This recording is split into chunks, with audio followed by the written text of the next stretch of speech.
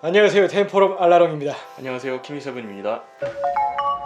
아, 키미세븐님 오랜만에 뵈요. 방금 전까지도 같이 있었잖아요. 뭐 점심도 맨날 같이 먹고 뭐 매일 보긴 하지만 유튜브 개편 때문에 저희가 한동안 함께하지 못했는데 아이씨, 함께하지 말걸. 치토님이랑 계속 하세요.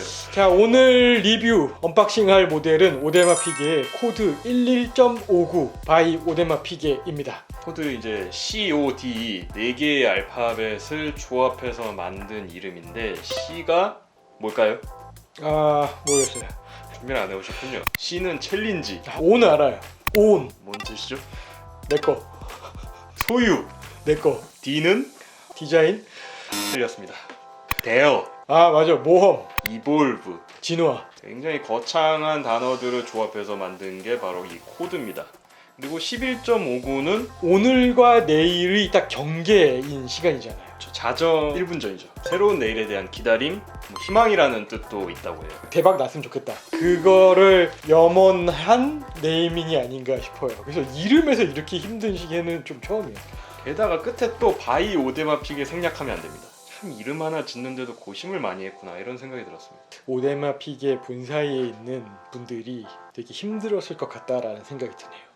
많이 고통을 받았을 것 같아요. 고통받은 이야기 해주세요. 오데마 픽의 고민 중에 하나죠. 로열 오크가 너무 잘 나가서 다른 컬렉션이나 시계가 상대적으로 빛을 못 받았어요. 그러니까 계속 로열 오크에만 치중돼 있다 보니까 브랜드 이미지가 상당히 고착화돼 있는 상태죠. 이거를 어떻게 타개할 것인가에서 이제 고민이 시작됐다고 해요. 2012년에 지금 이제 오데마 픽의 CEO인 프랑스와 앙리 베나미아스 이 형님이 이제 취임한 지 몇 달 뒤에 이제 관계자들을 자기 이제 집무실에 싹 모아놓고 새로운 시계를 만들어야겠는데 이제 아이디어가 나올 때까지 방을 나갈 수가 없다 협박을 했다는 아름다운 이야기가 전해지고 있습니다. 그거 근로노동법 위반 아닌가요? 감금 및 협박. 근데 그 형님 보셨잖아요. 뭐 이해 가요. 캐릭터 보면은 굉장히 마초적인 그런 분이기 때문에 그냥 나온 얘기가 아닌 것 같아요. 뚝갑 했는지 아니면 협박을 했는지 저는 모르겠지만 어쨌든 뭐 아이디어가 이제 나왔다고 해요. 그래서 2017년까지 그런 작업을 하면서 무브먼트를 어느 정도 이제 설계와 제작에 대한 이제 기반을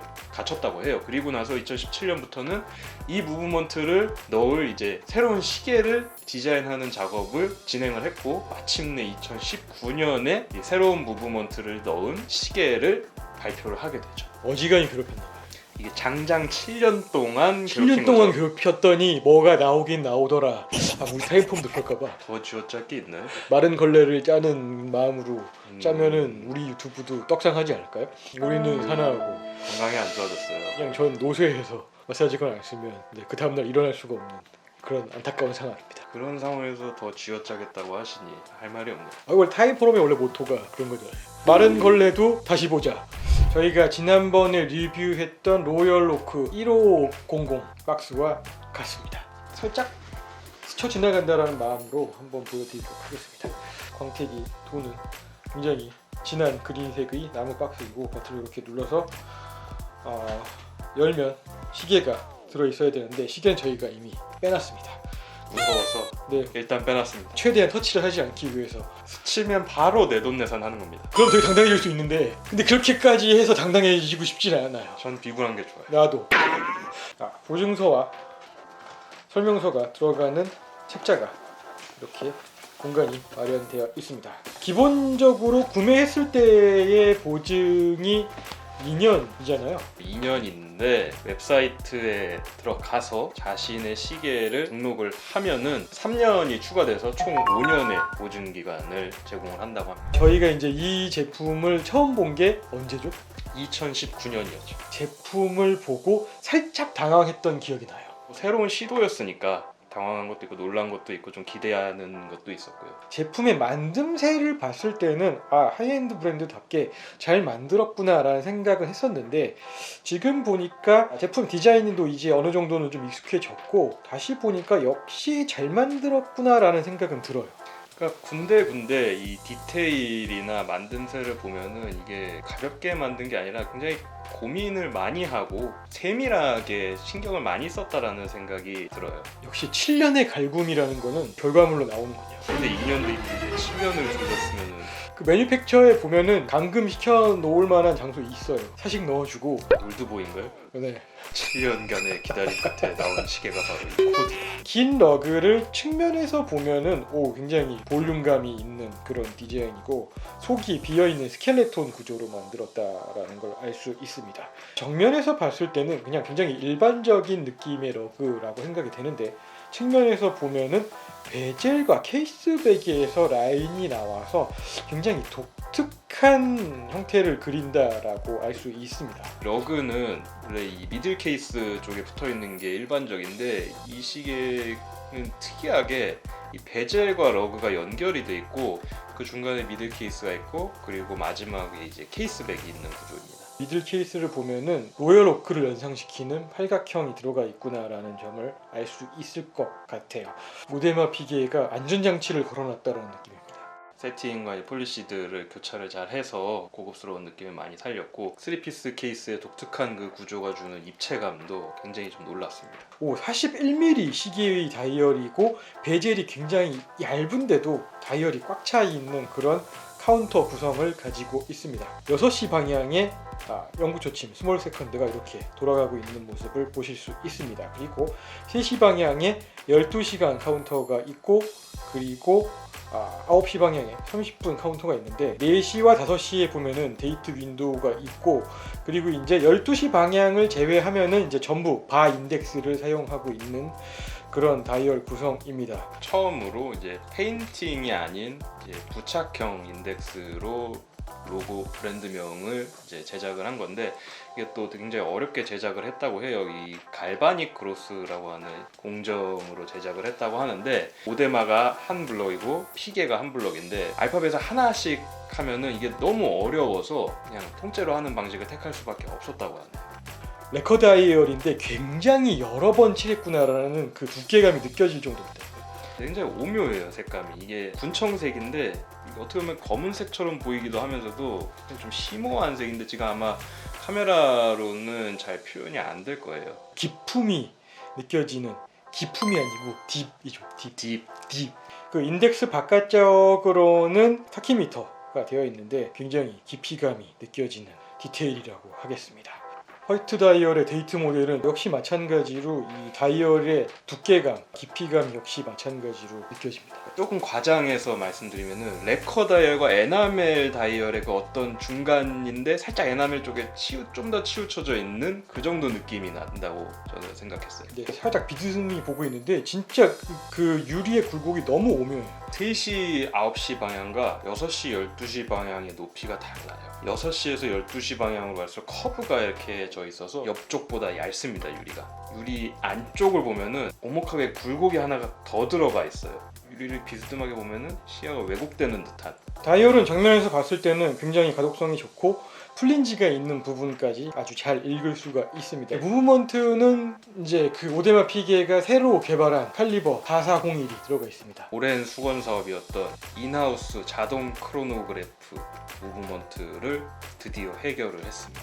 그동안 이제 오데마 피게는 피게 무브먼트를 베이스로 한 AP2385를 사용을 했는데 4401이 등장함으로써 이제 2385를 대체할 수 있는 그런 여력이 생겼다라고 할 수 있습니다. 같이 등장한 자동 무브먼트가 4302인데 유사한 점이 많아요. 요즘에 나오는 인하우스 무브먼트들의 특징이 이제 하나의 뿌리에서 기능에 따라서 이렇게 파생해 나가는 형태들이 많은데 오데마 피게도 이제 그러한 방식을 택하지 않았는가라고 생각되는 그런 형태가 무브먼트에서 보여집니다. 4302하고 4401은 지름도 32mm로 동일하고 시간당 진동수도 28,800으로 동일한 데다가 파워 리저브까지 70시간으로 같아요. 이 부분을 보시면 여기 이제 밸런스가 있고 그리고 이제 밸런스를 양쪽에서 잡아주는 밸런스 브릿지 방식을 택했는데 칼리버 3120에서 사용했던 방식을 뭐 이제 그대로 가지고 온 것 같고 콜럼밀이 약간 꽃 모양 같아요. 굉장히 귀엽게 생겼어요. 이 로터는 이제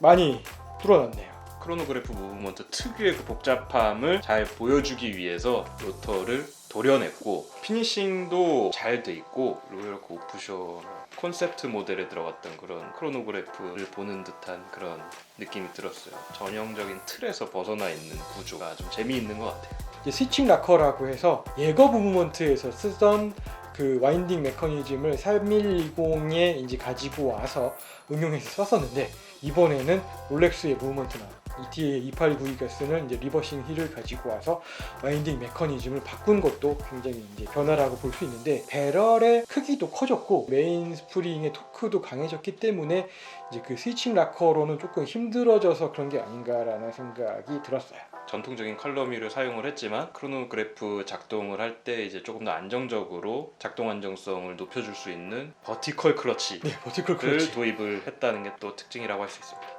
또 있어요. 네. 플라이백 기능도 있어요. 7년간의 고통이 느껴지는 거. 하면 할 수 있잖아. 하면 다 돼. 크라운 포지션 0에서 그냥 와인딩이 됩니다. 네, 스크류다운 방식이 아니기 때문에 벌리는 느낌도 없고 부드럽게 잘 와인딩이 되고 있습니다. 뒷부분을 보시면 이제 손톱을 넣기 용이하도록 이렇게 살짝 홈이 들어가 있는데, 살짝 당기면 이제 포지션 1이 되고 날짜를 바꿀 수 있게 됩니다. 한 칸 더 당기면 시간을 조정할 수 있는데, 시간 조정은 굉장히 부드럽고 무게감이 그렇게 크게 느껴지지 않게 잘 되고 있습니다. 네, 끝났으면 크라운을 이렇게 눌러서 포지션 0으로 맞춰주시면 되고, 제가 스타트 해보겠습니다. 이 시계의 외관과 달리 굉장히 폭신폭신해요. 크기도 있고 단단해 보여서 스타트를 누르는 느낌도 좀 딱딱하지 않을까 했는데 그게 아니에요. 반전이 여기 있어요. 그래서 굉장히 재밌습니다. 그래서 이제 버튼을 거의 다 눌러야 작동할 정도로 깊은 편인데, 조작감 자체는 굉장히 좋습니다. 플라이백이다 보니까 이렇게 스타트를 한 다음에 리셋 버튼을 누르시면 다시 재스타트를 굉장히 빨리 진행할 수 있습니다. 느낌 너무 좋아요.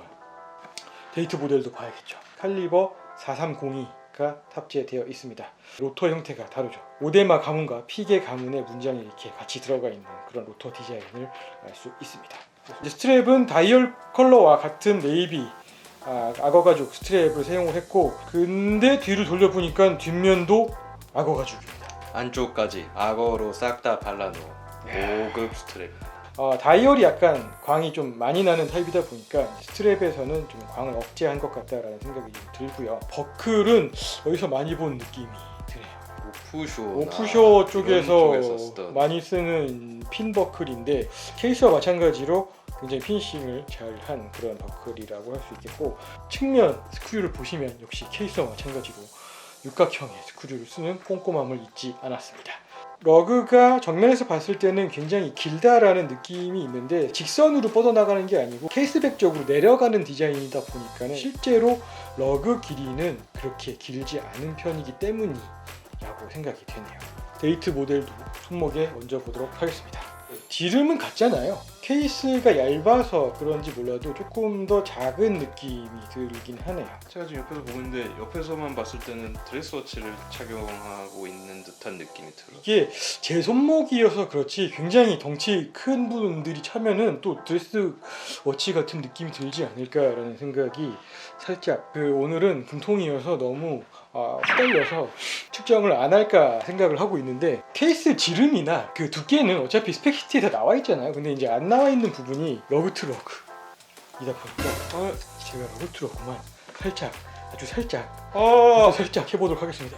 비대면 측정을 하고 있습니다. 비대면 측정하고 있어서 45mm 정도가 되는 비대면상 45에서 46mm 뇌피셜일 수도 있는데, 이제 이게 어떻게 보면 오데마 피게가 제시하는 미래의 드레스워치가 아닌가라는 생각이 들어요. 어떤 면에서? 코로나 팬데믹 상황에서 굉장히 많은 산업 분야가 위기를 겪고 있는데, 이제 특히 타격을 입은 게 그 남자의 수트 산업이래요. 사람들이 이제 재택근무를 하는 비대면 상황에서 수트의 수요가 줄어든 것도 있는데, 이제 전통적인 수트를 입을 일이 점점 줄어들고 있다라는 이야기도 있더라고요. 드레스워치라고 하는 장르들은 이제 수트가 아니면 사실은 좀 어울리지가 않잖아요. 시계를 좋아하시는 분들의 선호하는 방향성도 점점 스포츠워치로 가고 있는 것과 맞물려서 드레스워치가 설 자리가 없다가 보니까 이제 전통적인 하이엔드들도 이제 드레스워치에 대한 고민을 해야 될 때가 온 것 같은데, 오데마 피게가 이제 아예 새로운 라인을 선보이면서 이제 드레스워치는 이런 방향으로 갈 것이다 라고